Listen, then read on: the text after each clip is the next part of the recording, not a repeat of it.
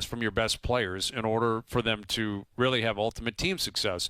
And I think that's where the Vladdy conversation ultimately collides with team success is, like, if it's going to really take off in the future, they've both got to pop. Like, there's just no way they're going to be a World Series contending team with Vladdy being a good hitter.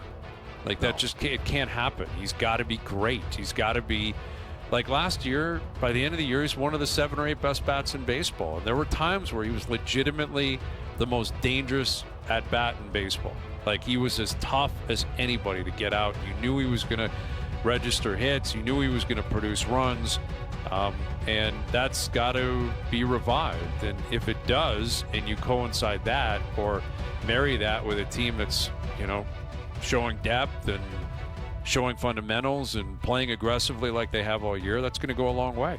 Yeah, and it could be one of those things where, like Jim Duquette mentioned, by the end of the season, maybe the numbers are what they're supposed to be for Vladdy, but maybe on the lower side of what they're supposed to be. Like, there's always that range, right? Like, this is a great year, this is a good year.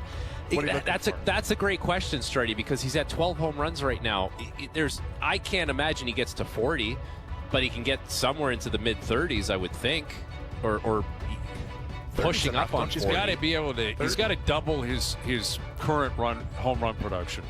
Like, by the end of the year, you got to have 24, 25 minimum.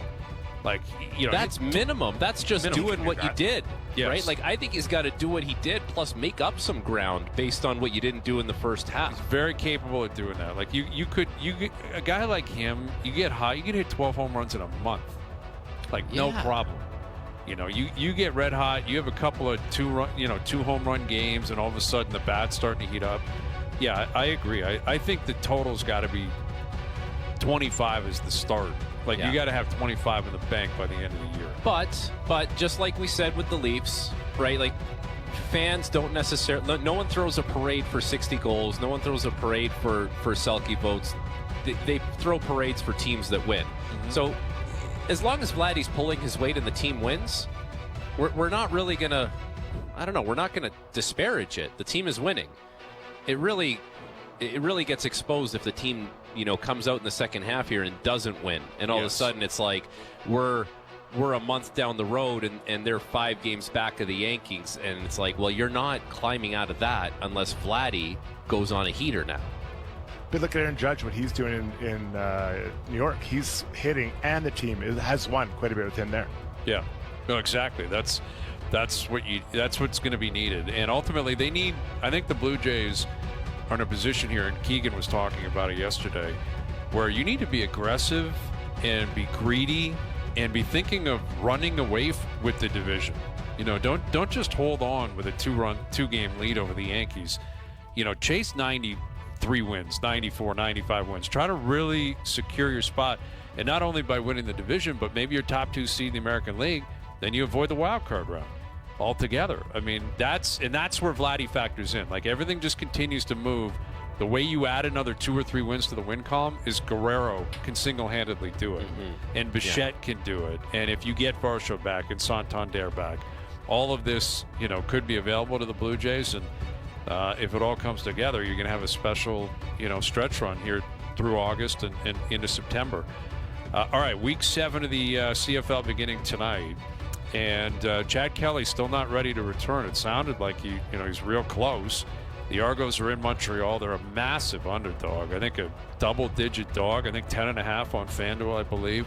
Alouettes 3-2. They've off to a pretty good start. The East, seemingly like every other year, is more watered down than the West.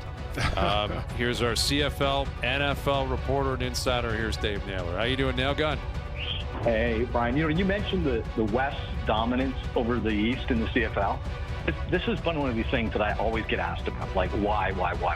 And I have no answer. I've tried to answer it a million times. There was a period in like the last 4 or 5 years where, like, for a year, remember when the Golden State Warriors were just rocking, like just steamrolling everybody? Like, there were complaints that the NBA had become non-competitive because of the Golden State Warriors, right? Around that time, for about a year and a half, the West had a higher win percentage against the East in the CFL than the Golden State Warriors did in the NBA. Wow. Wow. I can't. And I could tell you why Golden State had that win percentage. I can't tell you why CFL West did. I'm not sure either. And yet you get to the Grey Cup, and, the Argos would sneak in a win. Yep. And, it would obviously, you get to a one-game playoff, and anything can happen. And even in the West, with that being the case, like the depth, it seems like Winnipeg has just been the pace car for so long. But you look at the Argos, and, there's been a lot of discussion about how many guys they've lost, and especially on the defensive side of things. And they're 1-4. They're in tough. They're waiting for Kelly to return.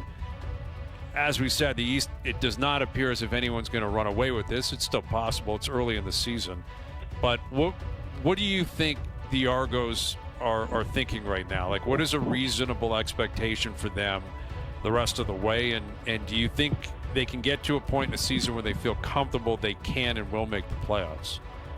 I think we're really on the Chad Kelly train here. And, from my latest information at the start of the week was, Chad Kelly was, running Skelly, but he still wasn't running team drills. So I'm not sure it's like that close. It may still be a little while away, based on what he's doing in practice. And look, this is kind of deja vu for the Argos, right? Because they missed Kelly for half the season last year because of the suspension.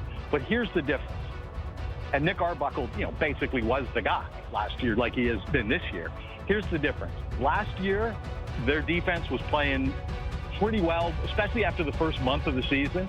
And it was also a scoring defense. They were getting like a pick six or a fumble recovery, forced fumble deep in territory. They're creating turnovers in short field. So it was a lot of complimentary football that the defense was providing to pick up an offense that wasn't really in sync.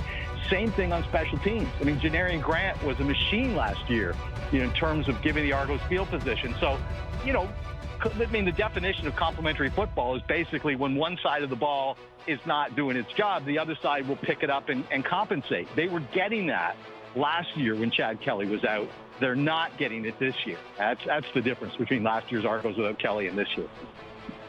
What about down there in Hamilton? Are you liking what you're seeing from their quarterback play and enough from their defense?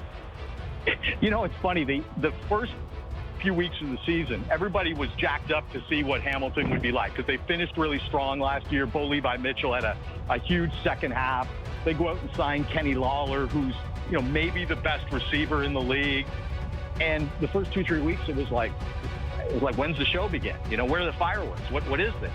And the last 2 or 3 weeks, it's been a different show. I mean, Kenny Lawler is playing at such an exceptional level right now. I have to think of the last time we've seen a receiver in the CFL who's that dominant. And look, this guy was a big-time player in college. He played with Jared Goff at Cal, and he was a draft pick of the Seahawks, of course, former teammate of our friend Luke Wilson while he was with the Seahawks. And he's a guy who's had a lot of injuries, so he hasn't really put together that spectacular season. But the GM in Hamilton, Ted Gavaya, was the assistant GM in Winnipeg. So he knows Kenny Lawler. He knew what he was buying. He went out in the market, paid top of the value, and that's what they're getting. That's what they're getting from him. I mean, these are, again, it's not like he's wide open. Like, this is a guy who's a contested catch guy. Like, he's a physical receiver.